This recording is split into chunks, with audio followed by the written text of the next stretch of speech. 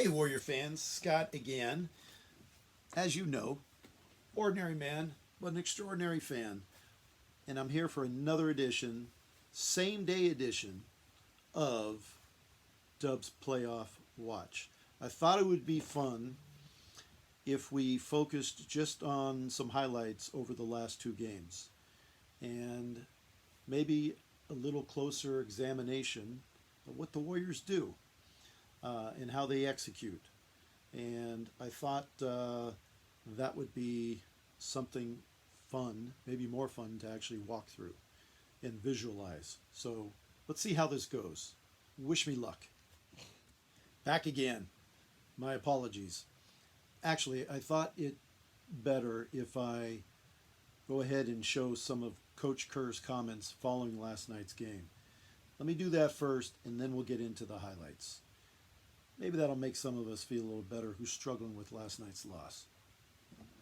Here we go.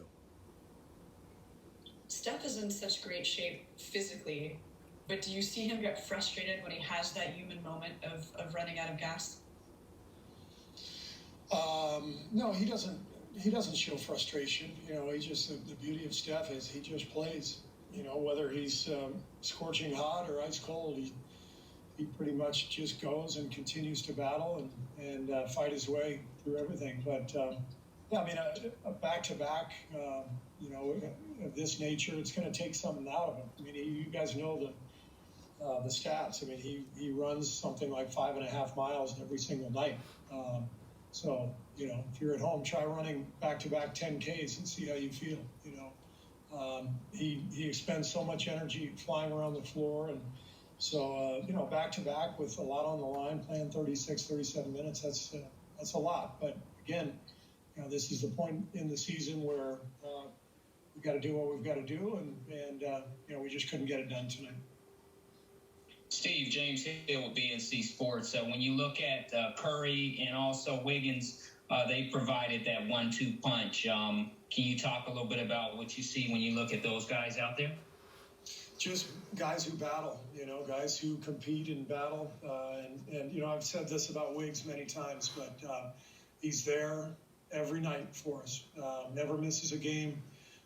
He'll do anything to help his teammates out. He's there to support his guys every single night. So, I'll go to battle with Wiggs anytime. And I don't know what else we need to say about Steph. I mean, he just we've used every superlative possible. He's an amazing player, amazing teammate, amazing person to coach. So I'm blessed to coach both those guys. Road trip, you might get some reinforcements back. How unsustainable would it be to keep going with such a short rotation?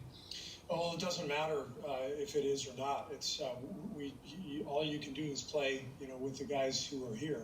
And as I said, I'm really, really proud of the group. I mean, you got guys just putting everything out there on the line night after night, and being so shorthanded, it does put a lot of pressure, on those guys. But it's the way it is. So they've just got to keep going.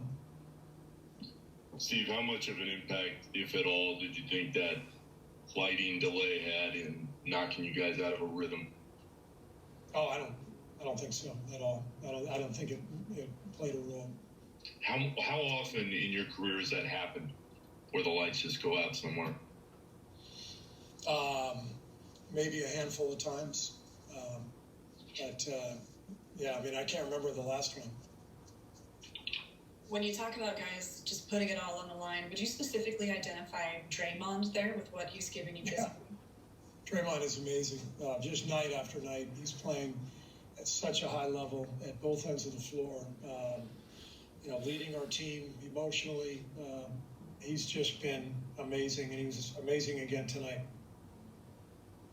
You guys do have 2 empty roster spots still. I mean, do you think, we're talking about the body count earlier. Do you think through this stretch run you might need an extra body? We'll see. I'll talk to Bob about that, when we get back, and we'll see if that's an option. I feel better now. Hopefully you guys do as well. Always great to hear from Coach Kerr on any topic, but in particular, of course, Warriors basketball. So Now, as promised, I'm going to move into the highlights. Again, wish me luck. So I thought it was good to start with a couple of good defensive possessions by the Warriors. You see this first one turned into a transition bucket from Draymond to Steph on the other end. And then this one, even though it was a bad pass by Ball, still Zion got it under the board and Draymond was able to stop him. Now on this next one, I wanted to slow it down a little bit and just show what the team defense can do. Draymond stepping out on Ingram and causing that bad pass, which again turned into a transition bucket as Steph was forcing the ball up the floor. And you can see what Draymond was doing there, picking the guard out and taking him out of the play so that Steph would have an open lane. Yeah, that was key. So I wanted to just look at it one more time because Wiggins was chasing Ingram and forced him into that and then dropped down, which left Ingram with nobody to pass to. And you can see Bazemore, who spaced out in the corner, so he had to be picked up by Lonzo, and so it left Steph wide open again because of that pick by Draymond.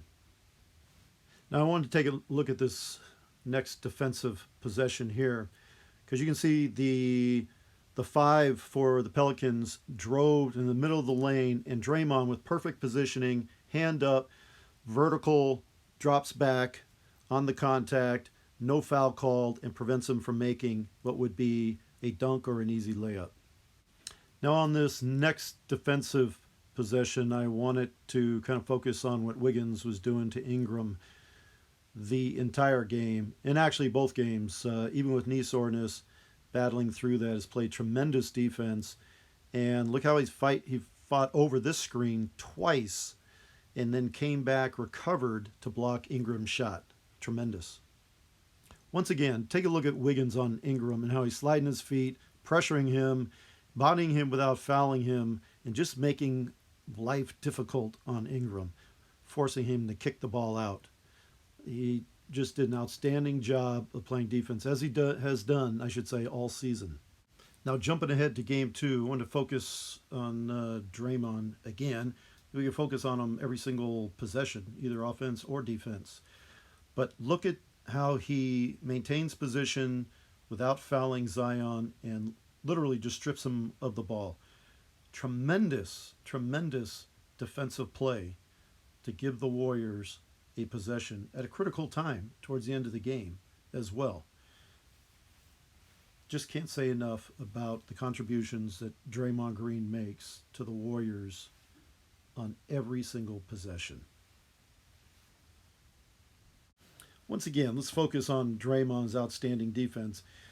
Once again, great positioning against Zion, causing Zion to miss the shot, allows his teammates to get in there and swarm for that rebound. It's a great help on getting the board. Wiggins is able to come up with it, kick it out. Draymond brings it up. And here on offense, because of the transition, Draymond is left with the open shot, which Wiggins hits him with. So tremendous team defense and transition offense. I would also be remiss if I didn't mention that after that transition offense took place, they went into a half-court offense, and as a result of Wiggins driving into the lane and drawing an extra defender, he was able to find Draymond, just like they did on this play. Half-court offense, excellent execution. This is what the Warriors do so well.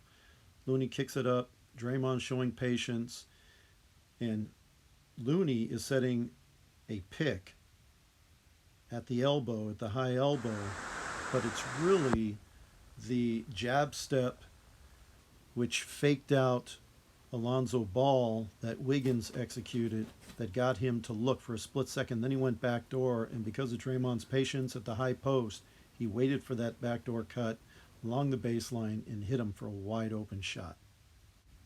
And here's another one. This is execution. Now this looks like, oh, Steph made a shot, which he did. But he bounced past it out of the double team to Draymond, and he ran to the ball, and Draymond just standing, setting the perfect pick, allowed Steph, because he only needs a split second to get his shot up. And notice after the attempted pick by Bazemore, how Steph waved his hand to tell him to cut through the lane so that it would draw the defense and then open it up just a little bit more for him to get his shot up. Okay, more execution by the Warriors. Half-court offense. We have congestion up there created by that high post pick that Steph was creating. Now watch a little jab step, and Bledsoe turns his head for a second, and Draymond's waiting for that backdoor cut, and then he delivers a perfect bounce pass for an easy lay-in. Now, watching this again, the things that I did not mention is look at how the court is spread and how Bazemore is far out in the wing, Wiggins is down in the corner, and of course Juan Toscano-Anderson received the pass up high in the wing. All those things have to take place in order for that play to work perfectly. So at all times, offensive execution, court needs to be balanced, need to spread the floor in order to open up the defense and create these gaps and lanes for these type of buckets. So I hope you enjoyed that. Obviously, those were all positive plays where the Warriors executed perfectly, but they do that on a regular basis. You know, the difference between a bucket being made and converted versus one being missed sometimes is a quarter of an inch, you know, just hanging off the rim, being a little bit too long or a little short. And it is a game of makes and misses and how efficient a team is versus inefficient another team is a lot of times. But if you don't execute and you don't set your picks and you don't spread the floor, and on defense, if you are not seeing the ball and your defender at the same time when you're in man-to-man, or if you're in a modified zone of some sort, it makes all the difference in the world.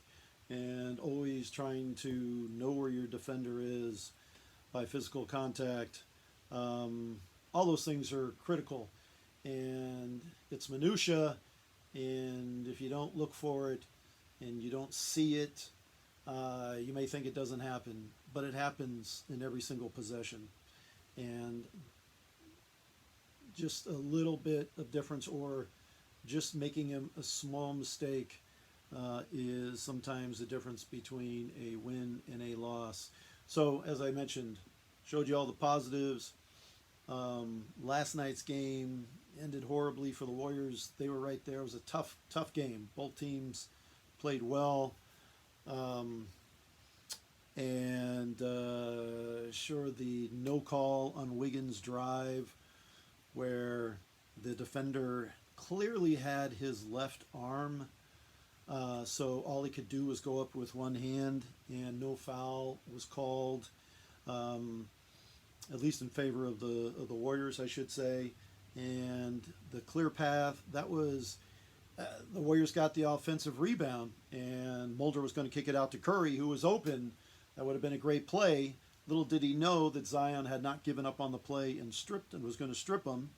And then Draymond, trying to stop the break, went up to try and get an offensive charge on Zion, and instead gets called for a clear path foul. So everybody did what they should have done on that play to try and prevent the Pelicans from regaining possession and converting on the other end, but it didn't work. However, one play that on defense that stood out to me that I want to show you, it was really a backbreaker. Didn't allow the Pelicans, I don't think at that point, I don't think they tied it, but I think it brought them within 2 or maybe 4. But anyway, it certainly gave them momentum or continued on the path for them to be able to overtake the Warriors at the end. And I just want to share that with you real quick.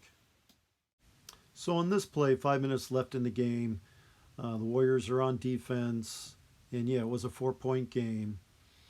The Warriors missed an opportunity to grab a defensive rebound, and this really hurt them. Even though there are 5 minutes left in the game, this was a tough one in this particular possession.